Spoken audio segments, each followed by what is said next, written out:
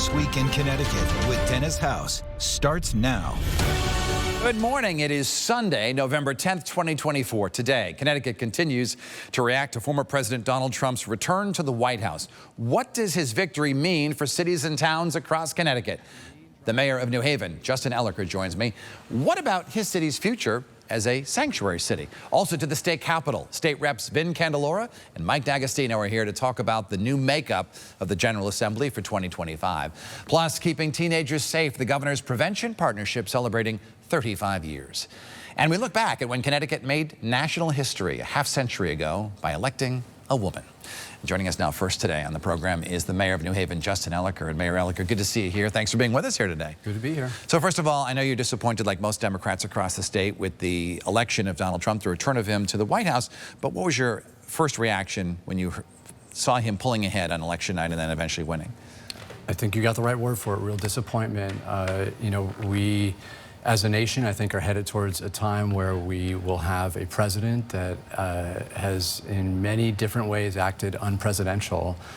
Someone that I find does not inspire us as a leader. He denigrates people that he doesn't agree with, divides us as a country. And I think particularly at this time when the nation's so divided, we need someone to try to bring us together. And not to mention all the policies. I mean, my goodness, it's been this week 70 degrees out when our Christmas tree was delivered. We will have a president that doesn't care about climate change.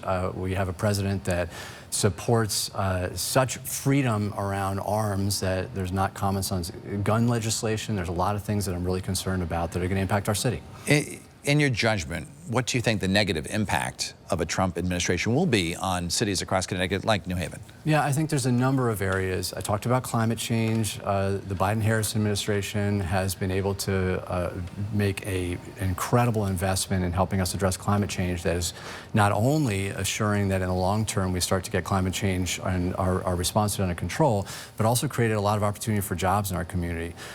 Most of the guns that we see in a city like New Haven and across the East Coast come from the South because of loose gun regulations. And the past Trump administration has proactively loosened common sense gun controls. So I'm concerned we're going to see more violence in the community.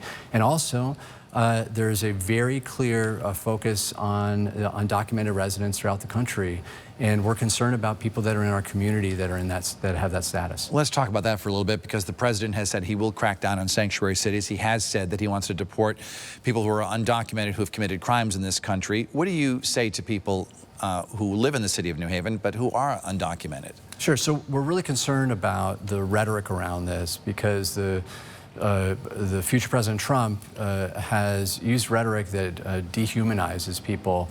And most of the undocumented residents in our city have lived in our city for a very, very long time. They're our neighbors, they're our children's classmates' parents.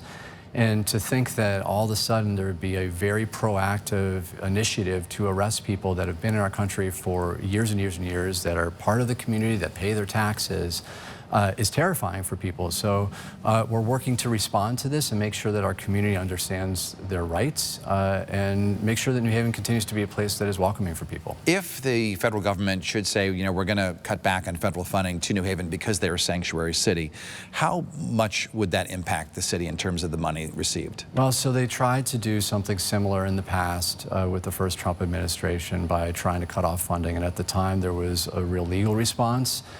Because it wasn't just places like New Haven, but there's a lot of cities around the nation that responded, and we'll be fighting back on that to make sure that we defend our values, but also protect people that are part of our community. Is there a line where you have to stop fighting back? I know the Attorney General said this week that if the federal government should step into Connecticut to do certain things, that he would fight back. But how much can you fight back? Yeah, I think that it's early to know exactly what's going to happen here, and we've already had meetings with a lot of our nonprofit partners in the community to try to anticipate what may happen. I'd add that I think it's important for people to understand that the policies of welcoming cities are not just about values, but they're about practicality. We want people that are living in our community to feel comfortable calling the police to report a crime. We want people to get access to health care. That became abundantly clear during COVID that your health impacts my health. So this is not only a reflection of our values, but also really practical policy to help everyone in our community. I want to move from the presidential election to the next election coming up, which of course is 2026. It starts already. Of course, you have yours in 2025. Will you be running for re-election? I will. You will. That's the official announcement. You are officially running for re-election. It's the first time I've been asked publicly, but yeah, I plan on it. It's official. All right. Well, good. We're making some news here. Yeah. As you go around New Haven seeking re-election, what's your message that you should be re-elected? Look, New Haven is booming right now, and it's not to say that we don't have our challenges, and everyone knows our challenge, and we're working really hard on those, but the city is growing, and we're growing inclusively. That's the focus that we have. So, you know, with housing, for example, we're seeing tons and tons of additional development. We focus on making sure that housing is affordable. We've, in the past 5 years, 2,000 new units with another 3,500 in the pipeline, which is an incredible opportunity. 40% of those are affordable.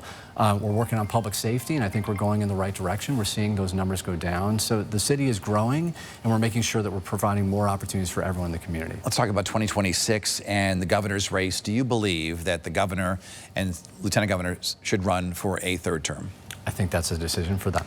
Would you encourage them to do that? Have they done? I think that the governor's done a great job, but you know, ultimately, I think that's a decision that they need to make. If he decides he's not going to run, would you be interested in running for governor? At the moment, no, I'm not thinking about it. Okay. Do you have another Democrat you think would be a solid candidate? I think there's lots of gossip out there about who's running, but we'll see what happens. Any names come to mind? There's lots of gossip. All right. Let's talk about some of the headlines that New Haven has unfortunately had recently. And the street takeovers, there was a shooting right near the Green, not far from City Hall, as a matter of fact. 4 people shot last week. And as people, you know, first of all, obviously you're concerned about the people who live in New Haven, but there are a lot of people visiting New Haven. Right. Pizza's a big tourism draw right now, Yale University. What do you say to people who might be seeing these things and say, you know what, New Haven sounds dangerous to me? So first of all, almost all the violent crime that we see in the city is among people that know each other. So what I mean by that is typically people that have beefs with one another, they have some sort of dispute or argument. So it's not like there's people randomly going around the city and shooting at someone. Second, we're overall seeing the trend of violent crime going down in the city.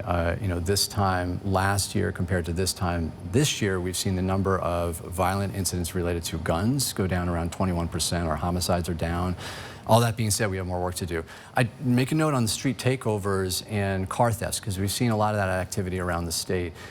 We just announced on Friday the work of a task force that we've created with a lot of other towns, and we made incredible progress, already made over 10 arrests that are associated with car thefts, including there was a pretty significant street takeover on I-95 and the Q Bridge that happened. We made an arrest in that incident. So we're collaborating with our other towns to confront this challenge. And very briefly, do you have enough police officers or do you need more? We need more, and if people want to apply, so we're very close to finalizing the contract. The Board of Alders hopefully will approve that very shortly, and we will have a much more significant salary increase that will allow us to attract more officers to the force. How short are you on officers right now? Around 70. 70. That's a big number. Correct.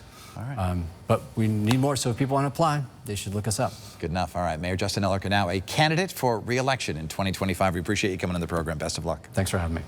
Coming up, changes at the Capitol for the 2025 session that will impact you.